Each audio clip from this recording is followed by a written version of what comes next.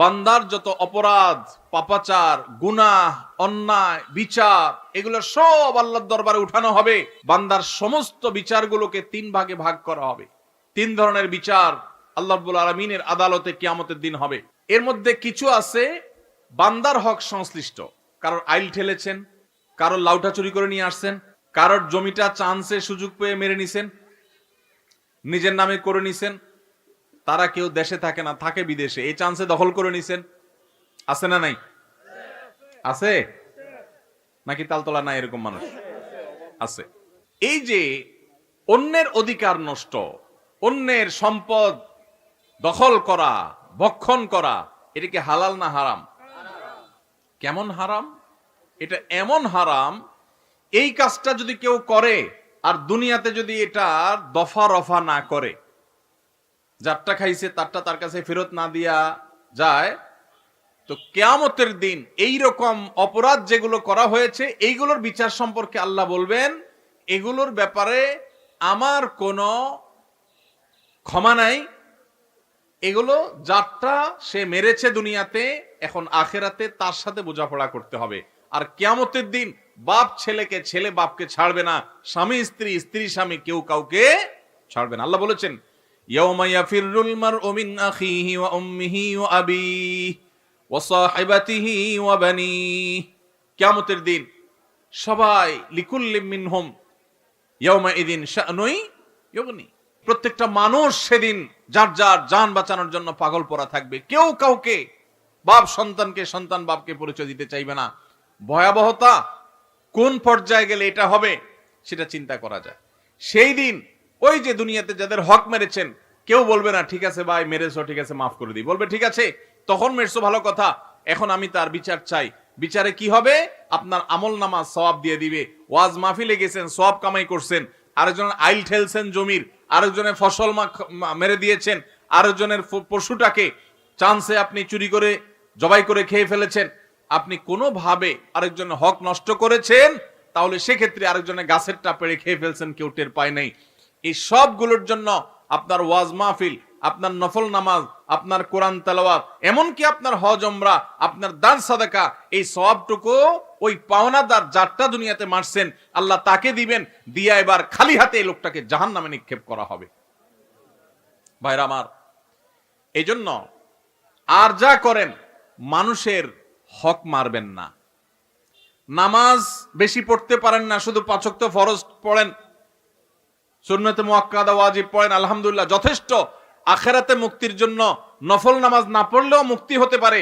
কিন্তু যদি নামাজে পড়েন, আইলো ঠেলেন, নামাজে পড়েন, আরেকজনের জমির জিনিসপত্র দখল করেন, আরেকজনের গাছের নারিকেলটা, সুপারিটা, ডাবটা, আমটা, জামটা চান্সে নিয়ে নিছেন, কেউ টের পায়নি, নিয়ে আইসা খায়া এরপর ওযু করে সুন্দর করে নামাজে চলে আসছেন। আল্লাহু আকবার।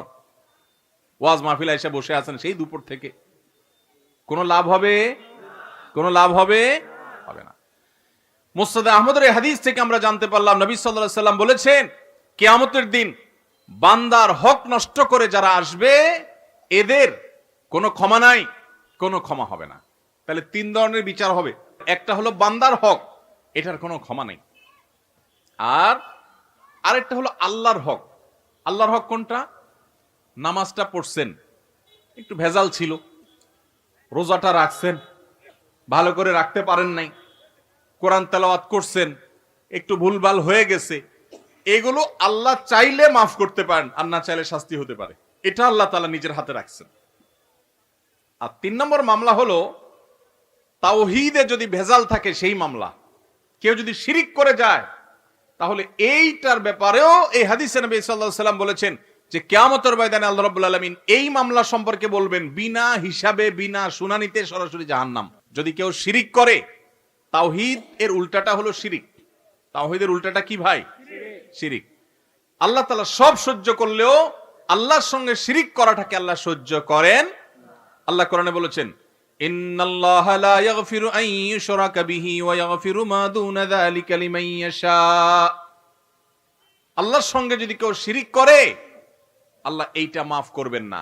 তবে শিরিক ছাড়াও অন্য কোন অপরাধ করলে আল্লাহ যাকে ইচ্ছা তাকে মাফ করে দেন।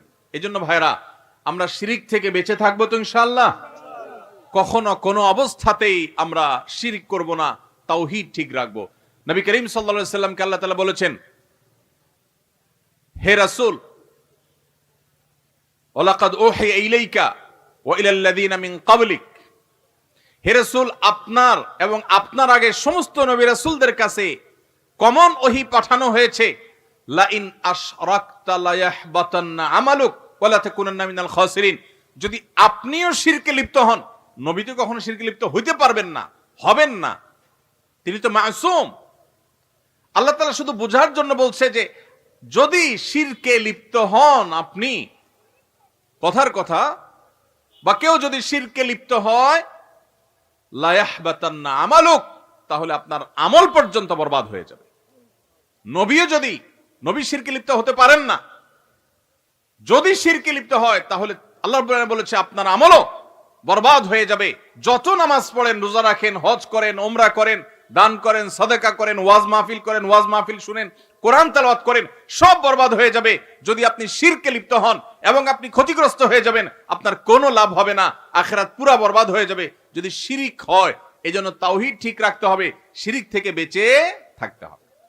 নবী করিম সাল্লাল্লাহু আলাইহি সাল্লাম বলেছেন, কোন মানুষ যদি আল্লাহর ইবাদতের মধ্যে কোনো পার্টনার সাব্যস্ত না করে, এখানে যদি কেউ কোনো প্রকার শিরিক না করে, কোনো প্রকার আল্লাহর তাওহীদের বিরোধী কাজ না করে, তখন আল্লাহর উপরে আবশ্যক হয়ে যায় এই লোকটাকে জাহান্নামের শাস্তি না দিয়ে জান্নাত দেওয়া।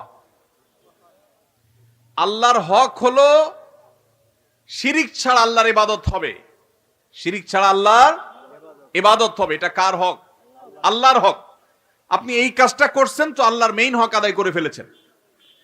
আর আল্লাহর এই হক যদি কেউ আদায় করে, তখন বান্দার হক হয়ে যায় আল্লাহর কাছে তাকে জান্নাত দেওয়া। এই জন্য আমরা শিরক থেকে বেঁচে থাকবো তো ইনশাআল্লাহ। আস-সুন্নাহ ফাউন্ডেশন, উম্মার স্বার্থে সুন্নাহর সাথে।